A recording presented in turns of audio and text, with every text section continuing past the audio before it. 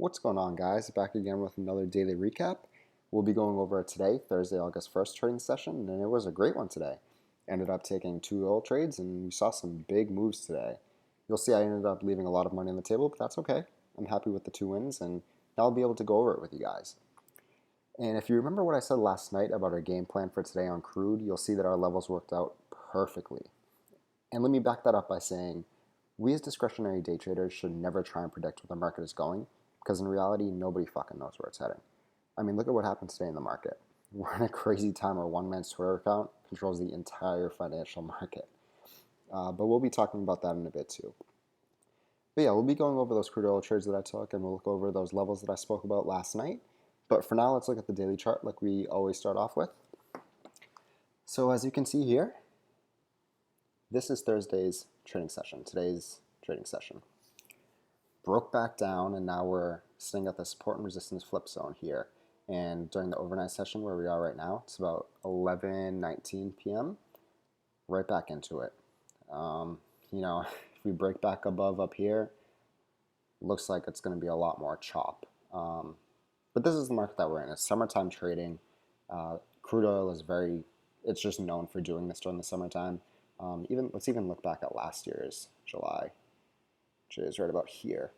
So look, I mean, even last year, from all of July, just absolute chop. Very small ranges, not much movement, and it looks like we pick it up in August and September. So it's typical of crude summer trading. We just got to be aware of that. But we can still make some good trades. Just because we're in a range doesn't mean we can't take trades. It's just we have to look at the market a little bit differently than when it's trending, obviously. So yeah, we are, just by looking at it right now, we are making lower lows. Looks like if we might get a little push up back into this zone right here, this consolidation range, and then maybe another leg down, maybe take out these lows right here, take out some stops here, but we'll see. We'll play it by ear. We'll see how it goes. But right now, just, tomorrow's Friday, so probably might not see some movement, not that much movement. I mean, we did see a big range today. Probably just going to get a lot more chop tomorrow, but we'll see. Okay, let's look at the S&P now. And this, let's look at the futures contract. And this was the big mover today, as I'm sure you guys know. Good old Trump came out with a tweet a little before 1:30 p.m. I think it was, and that really moved the market. We were seeing a pretty solid trend day, and then once that tweet came out, just collapsed.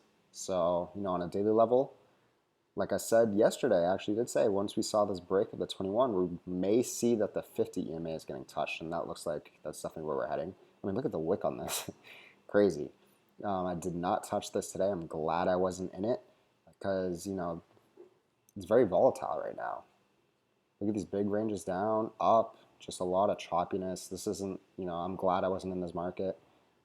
But it also looks like, crude got a little correlation from this because we saw a pretty similar move on crude.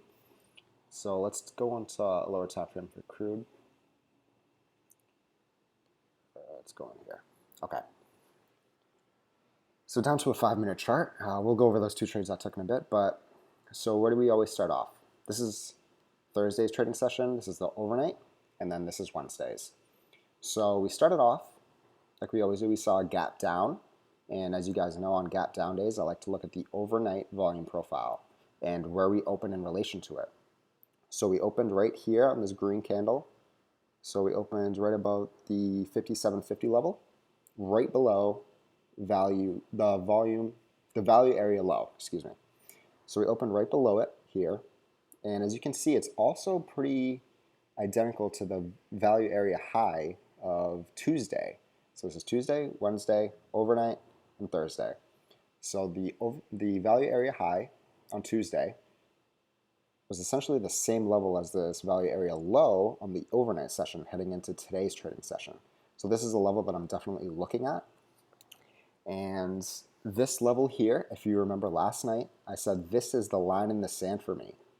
This 57.46 level, I said if we break below it and hold, we're going to see downward movement to the value area high on Monday.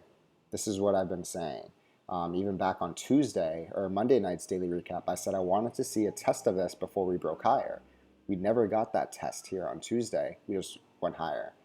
So last night I said if we saw a break of this level here, then we're most likely going to be heading here for this value area high. And that is the first trade that I took today.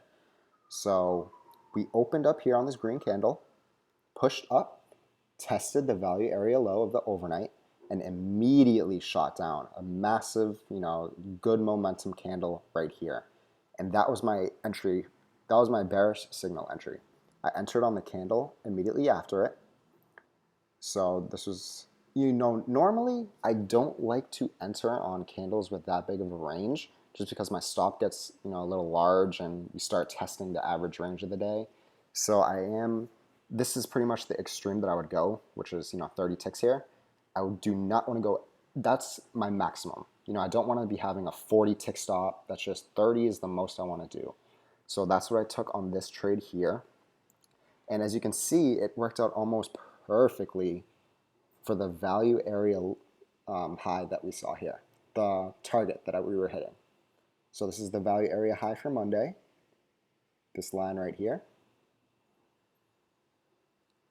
Tapped it perfectly. Got my a little bit greater than 2-to-1 risk reward, which is what I always like, risk 30 ticks to make 61. And as you recall, I like doing that because, commissions and things like that. I always want to be one step ahead of that. Also, guys, I don't think I ever told you, but don't pay attention to these numbers. I don't trade on TradingView. I just do this to chart. I trade on NinjaTrader. So this is just for illustrative purposes, just to show you where I entered right at the open of this candle, where I'm having my stop, how big my stop is, where my take profit is, just illustrative purposes. So yeah, don't pay attention to those numbers there. But so this is the trade we took. Hit it perfectly. It was a great trade. Very, very good trade. Everything lined up for it. Barely saw any drawdown at all. It was perfect. So let's talk about what happened after that. So once we hit our take profit, what did we do? We consolidated for a bit. Okay. So let's zoom out a little bit. And where did we consolidate? We consolidated between the value area high of Monday, this level here, and the POC right here of Tuesday. Chopped around for a bit, as you can see there. Up, down, and then this level right here is just a little intraday level that I drew. I didn't want to really see a break above it because I am bearish on this pair after we broke this level. Remember, I said this is the line in the sand. So once we broke it, I'm bearish. I didn't want to see a break above it intraday because I was open to the fact that we could see another possible entry. And what I was looking for was, since we were consolidating here, remember this is the value area high of Monday. We're bouncing around. What I was looking for was to see a break below this level here. Because remember what I keep telling you guys every single day now, once we break the value area high with good conviction, we're going to see it test that other extreme.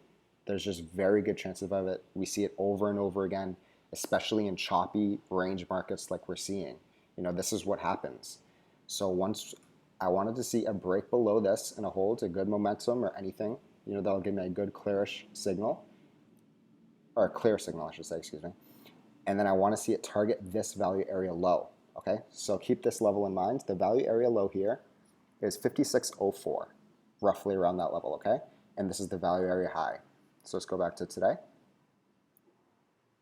And pay attention here. So we're chopping above the value area high. We're chopping. Boom, we see a breakdown right here. That's my entry signal to go short. So I entered on the candle immediately next to it, and then, don't get too far ahead of myself. Enter on that candle right here, and I have my stop right above that candle, right above the high of that candle, okay? So I risked 20 ticks here. And what was I aiming for?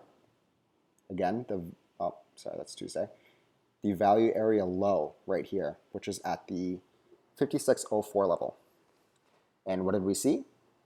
Well, we saw a massive move down, but I had my take profit at 56.04 level that we saw there, which led to a 2.5 risk reward ratio, which is great. Risk 20 ticks to make 50. We hit it very easily, as you can see, but as we know, this is the move that I'm assuming was just correlated to that S&P move, the Donald Trump tweet. I don't pay too much attention to fundamentals, but it looks like that is what caused this move as well. Um, but yeah, I mean, we're at a very volatile time right now, and to be honest, I didn't know this was going to happen. It was kind of lucky. Although we did follow our rules, it very easily, Trump could have tweeted out something that made it just pop up. So, us as discretionary day traders, we have to be cautious and we have to be aware, especially during these times. So, got to pay attention, make sure your stop level is set. And in this case, it worked out in our favor. If I would have held this, it would have been crazy. Very, very big move. As you can see here, my take profit in comparison to the rest of the move, about a quarter of it, maybe less. So, but that's okay. I don't ever, have FOMO or feel like you messed up. We had two very good trades.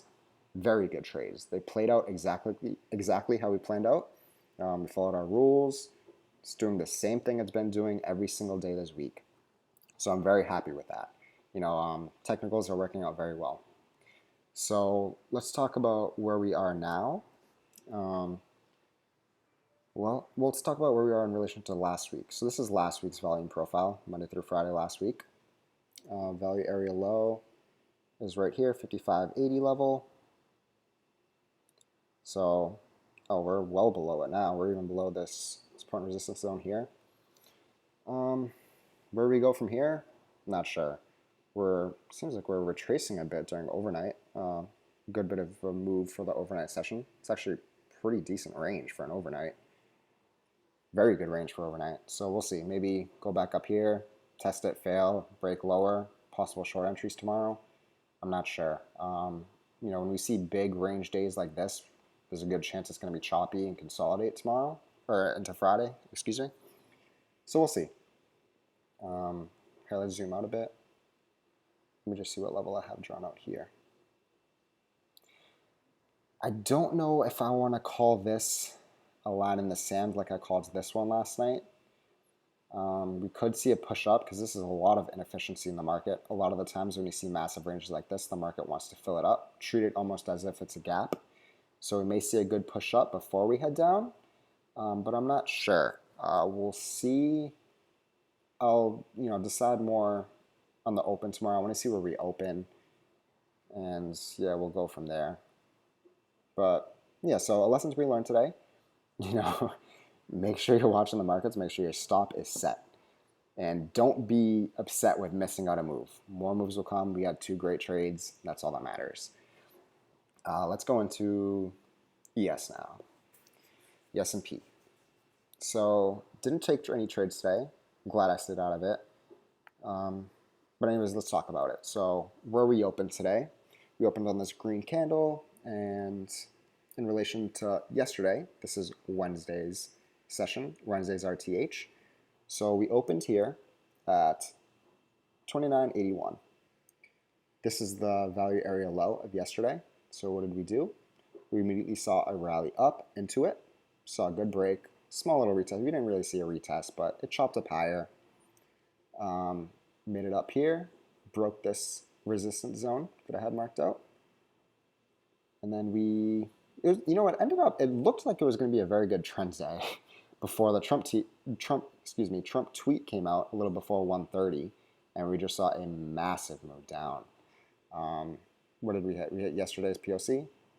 Yeah, looks like we went back up to it. Not quite the extreme, which is the value area high. But yeah, wow, big move down. Let's zoom out a little bit. There. So what now for this pair? Not pair, for the S&P. Not too sure. This is a very volatile market. Probably going to see some chop again tomorrow. I'll keep an eye on it. Definitely not going to take a trade on it. Might take a trade on crude oil tomorrow, depending on where we open. Like I said, I want to see how we react to this level here and this zone up here. Maybe we see a push up leading into tomorrow. Maybe some RSI divergence or something, and then a push back down. We'll see. So yeah, let me go back. Let's go back to the daily chart. just have a good view. So keep in mind, if you are an S&P trader or looking to trade that, keep in mind this level right here, the 50 moving average, 50-day moving average. Very important.